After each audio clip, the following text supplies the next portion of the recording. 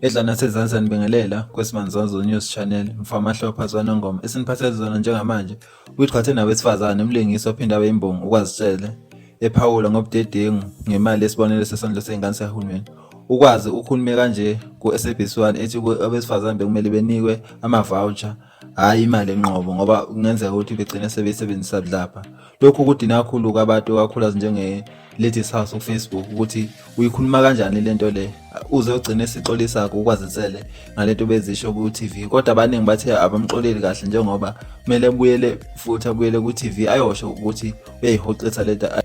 Dlulela phambili engena njengamanje indebe yokusakaza segqeme kodumo lwengozi ngokudlula emhlabeni womsakazo wezemidlalo emhlobwenene uLoyiso awudume kakhulu ngoMr Sejele. Lezi ndaba ziqiniswa ukukhulumela inhlangano yokusakaza kuleli uMr Selope wathe SABC iphatheke kabuhlungu ngokushona koMr Loyiso Sejele kumsakazo wezemidlalo emhlobwenene. Lokhumbule ukuthi uLoyiso uMr besaza ezemidlalo ephinde futhi edidiyele ne-SABC1 indaba emini. Sizondlulisa kakhulu amazwi enduduzo kakhulu azemndenini nakubangani nabalaleli nje okani nabantu bebemazisile lapho Mr nakakhulukazi nethimba lakhe wezemidlalo ngathi ngalala ngoxolo. Sesiphetha indaba ezitholayo ukuthi njengoba imamezeli ungqongqoshe wezamabanga phansi kwe-education uthe abafundi ba-grade 12 naba-grade 7 kumele babuyele esikoleni ngomhla ka-6 May okulesithathu ozayo.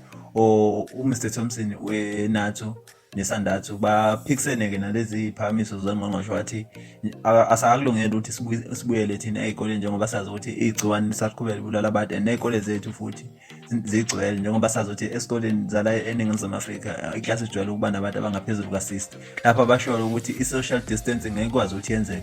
And futhi iy'kole zethu bayasho ukuthi azakulungele njengoba sazi ukuthi ey'koleni zala e-South Africa zishisiwe ningi ezinye futhi ayinawo amanzi ahlanzekile. Basho ukuthi lento le ye-coronavirus ngeke sikwazi ukuyinqoba uma kusekanje e-South Africa nama-resources singenawo aphelele.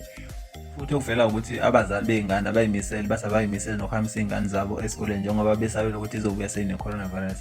Sesihlangana kwi-comment section lapha ngezansi uphawula wakho ukuthi ubona kanjani lezi ndaba esekuphathele zona namhlanje. Indaba ayiphelile kwesimanje zizohlangana futhi ngokuzayo. Siyabonga.